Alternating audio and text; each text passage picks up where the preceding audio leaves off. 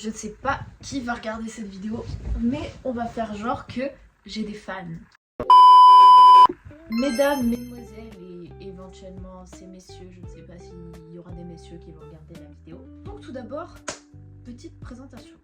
Moi c'est Nesrine, j'ai 21 ans dans 2 semaines et ça faisait un petit moment déjà que je voulais commencer une chaîne YouTube parce que j'avais tenté les formats un petit peu sur TikTok, mais le format court ne me correspond pas. Pourquoi? Parce que je parle beaucoup trop. Donc cette chaîne, bien évidemment, ce sera des petites vidéos littéraires, des petites vidéos où j'ai envie de parler de tout ce qui me passionne. Et le format YouTube me correspond un peu mieux puisque c'est plus long. Genre déjà là on a fait plus d'1 minute de présentation alors que sur TikTok personne n'aurait qu'à là une vidéo d'1 minute. Donc la vidéo que je voulais faire qui s'appelle les propagandes qui ne marcheront jamais sur moi. Et là c'est vraiment édition BookTok. Donc tout d'abord, c'est quoi cette trend? En fait, le but de cette trend est de dire quelles choses font les gens, la plupart des gens, que vous ne ferez jamais vous pour X ou Y raison. Donc, comme vous avez pu le voir depuis tout à l'heure, je me trimballe un petit cahier de brouillon parce que du coup j'ai fait la liste ici et là et on va les décortiquer un petit peu tous ensemble. Donc, premier argument avec juste là les pièces à conviction, c'est les hardcovers ou les reliés collector. Alors oui, je vois, vous voyez juste là, j'en ai un, j'en ai même plusieurs.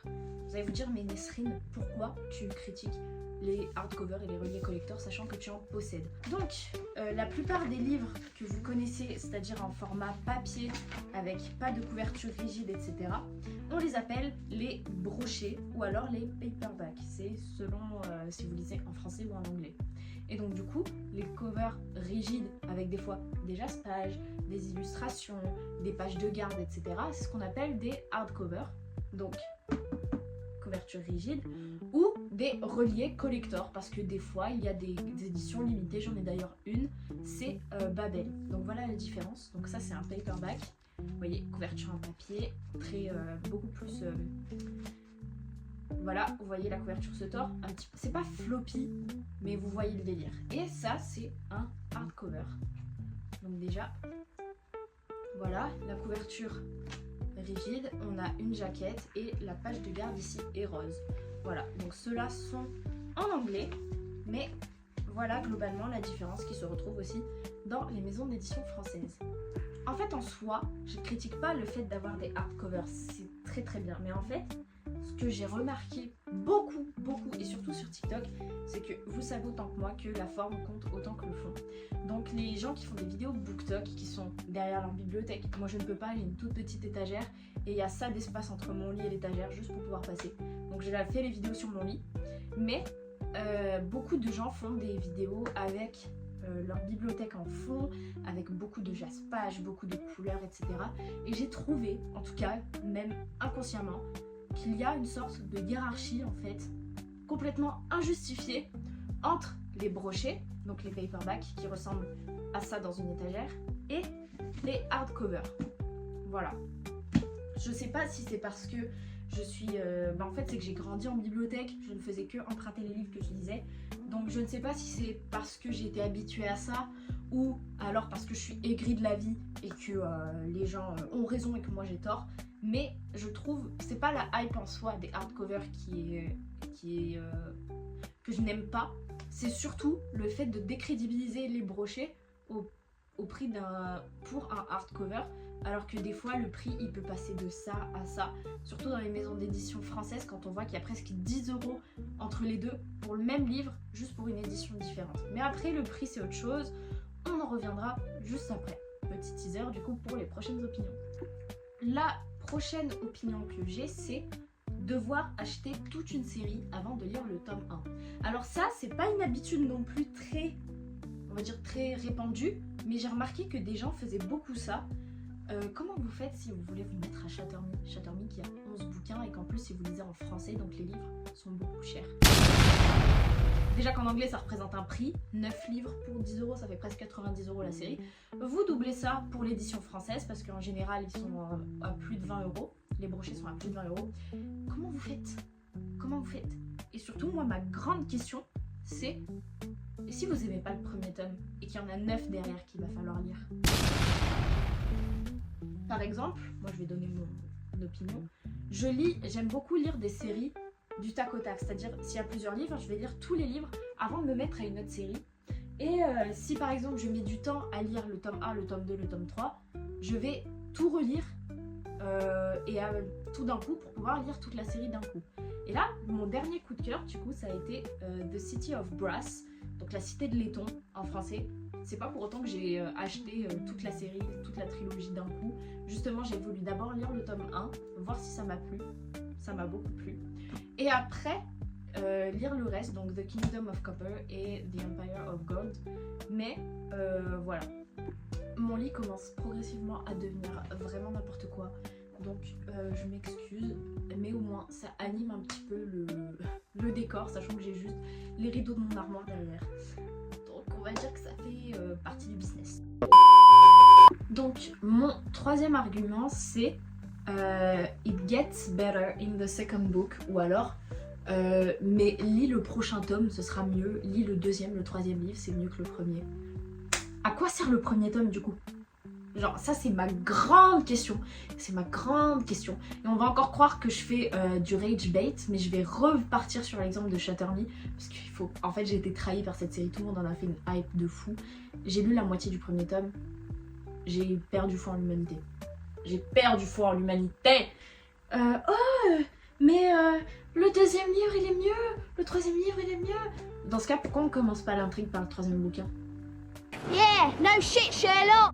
Ça c'est ma grande question et c'est quelque chose qui me frustre. En fait, on ne devrait pas lire une série sous prétexte que le deuxième livre est mieux, le troisième livre est mieux.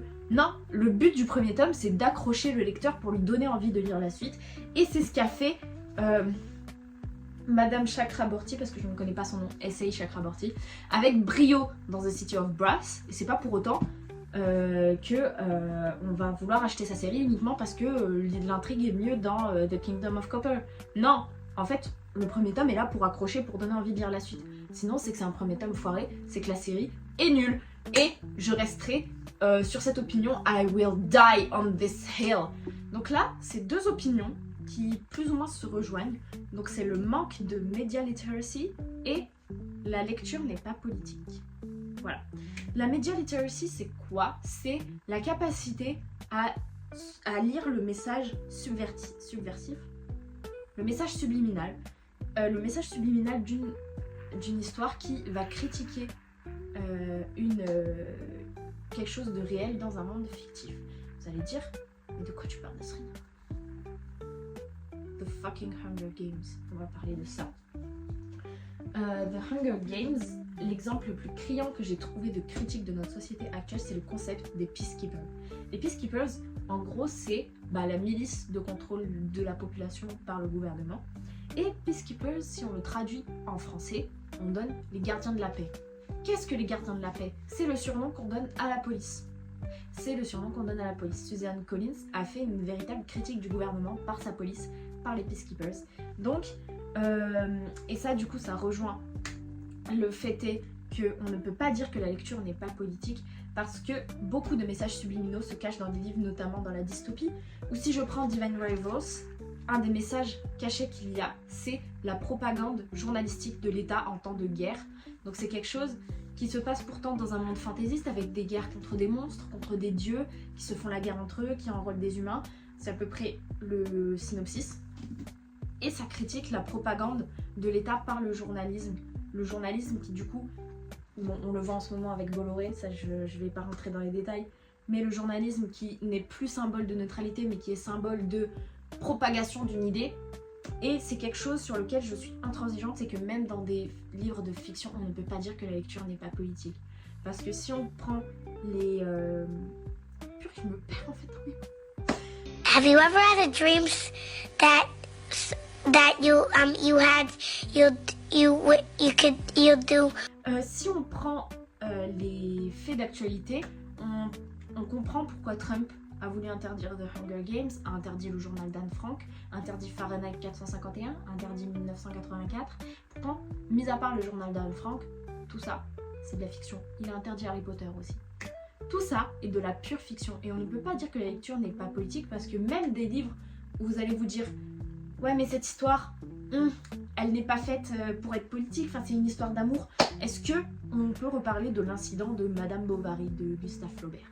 Si vous voulez un synopsis, c'est que Madame Bovary s'ennuie dans son couple, elle est mariée globalement et elle va avoir une relation adultérine. Vous allez vous dire, c'est une histoire d'amour, lambda, censurée en France. Il n'y avait pas à l'époque la laïcité, donc l'église fouinait un petit peu dans la littérature qu'il y avait et avait censuré Madame Bovary pour atteinte aux mœurs. Et vous allez vous dire, mais c'est une histoire d'amour. Oui, mais parce qu'elle était en contradiction avec l'État, avec l'église qui avait une place prédominante dans l'État à ce moment-là. Même si c'est une histoire d'amour, on va dire, bateau et ridicule, elle reste censurée. Donc on ne peut pas dire que la lecture n'est pas politique, même dans des livres qui, de base, n'ont pas l'air politiques. Parce que si je reparle des autodafés de la Seconde Guerre mondiale, on est tous d'accord pour dire que le livre est politique. Parce que sinon, le petit moustachu n'aurait pas ressenti le besoin de brûler des livres pour mettre en place sa propagande.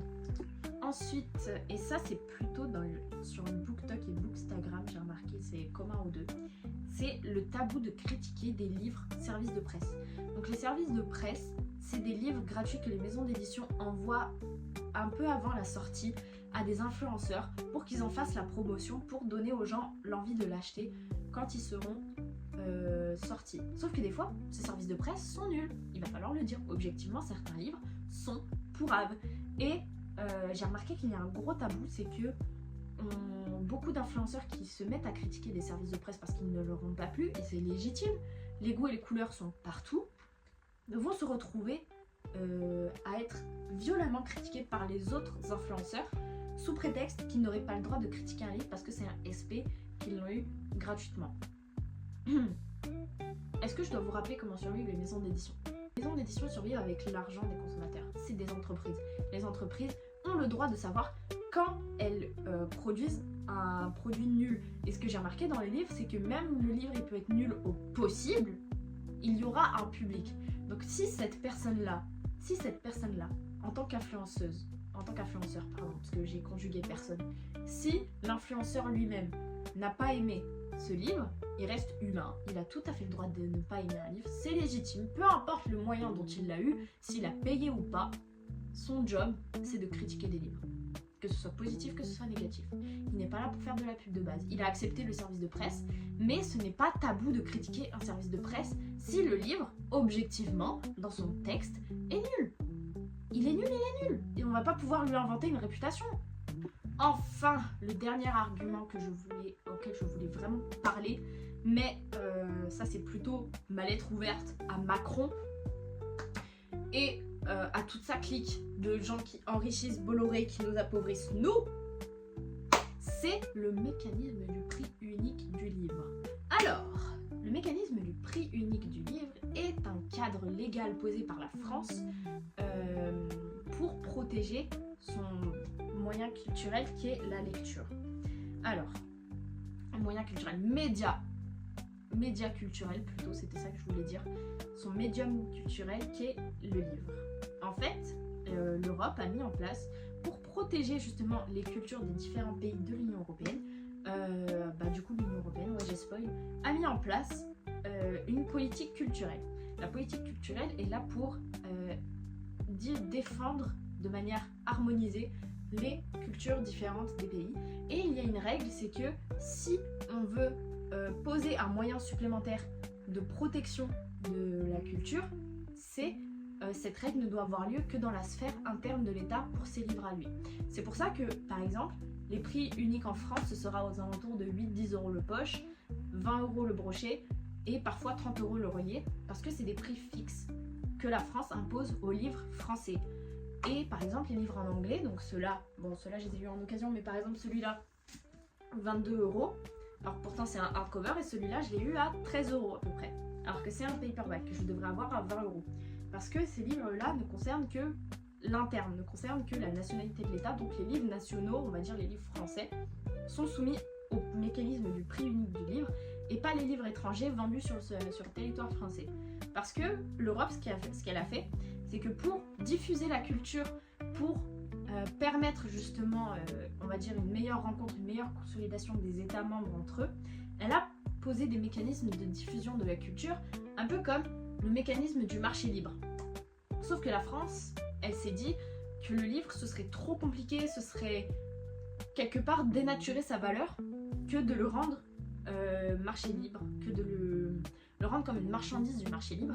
Donc, ce qu'elle en a fait, c'est qu'elle a posé un mécanisme du prix unique du livre, sauf que au niveau du regard des consommateurs, sommes-nous tous d'accord pour dire que c'est désastreux? Parce que moi, en tout cas, je suis d'accord, c'est désastreux. Macron! Explosion! En fait, au niveau des mécanismes, il va falloir voir le livre tel quel. On a le mécanisme, on a la rémunération de l'auteur, on a les bénéfices que la maison d'édition... Non, on a le travail que la maison d'édition veut faire, et on a ses bénéfices. Donc du coup, au lieu de se retrouver avec ça, on se retrouve avec ça pour devoir payer, et avec uniquement ça, surtout le prix qui sert, et le reste, c'est littéralement, on peut considérer ça comme de la TVA. Voilà. Et ce qui fait que les livres anglais, vous les verrez très souvent en solde lorsqu'il s'agit du coup des périodes de solde, de réduction d'impôts, je suis bête, de réduction des prix ou de promotion, mais les livres français, vous ne les verrez jamais en solde. Et c'est quelque chose qui du coup pénalise beaucoup les Français, dont on voit beaucoup de gens, du coup, à titre légitime, râler sur les prix. Mais ce que je ne tolère pas, c'est les gens qui empêchent les autres de râler sur les prix, sachant que c'est un mécanisme, du coup, purement national, qu'on peut tout simplement faire sauter. Parce que c'est une loi. C'est pas une directive internationale, c'est pas quelque chose dont il va falloir se mettre d'accord avec les autres États, ce qui risque d'être compliqué, diplomatiquement parlant, ou je ne sais pas quel autre délire. Non! C'est national. C'est national. On peut sauter une loi très facilement. Donc pourquoi le mécanisme du prix unique du livre, on vient le légitimer, sachant qu'il vient juste rendre la lecture encore plus inaccessible et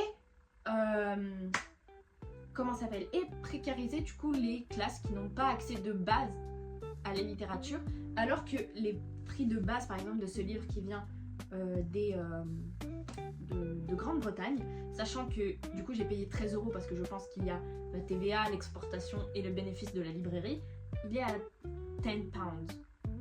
10 livres, c'est tout. Alors que de base, il est censé coûter 20 €. Genre, sa traduction française coûte 20 €. Le double. Eh bien, écoutez, désolée. D'ailleurs, j'ai dû me déplacer parce que ma mère est rentrée du travail. J'espère que cette vidéo vous aura plu, en tout cas. Parce que moi, c'était très sympa de parler un petit peu de yapping, tout ça. J'adore parler, c'est pour ça d'ailleurs que je fais une vidéo YouTube. Donc, j'espère que cette première vidéo vous aura donné envie de vous abonner à moi. Si c'est le cas, merci beaucoup. Si c'est pas le cas, on se retrouve peut-être pour une prochaine vidéo qui, j'espère, vous convaincra beaucoup mieux. Et bisous, à la prochaine.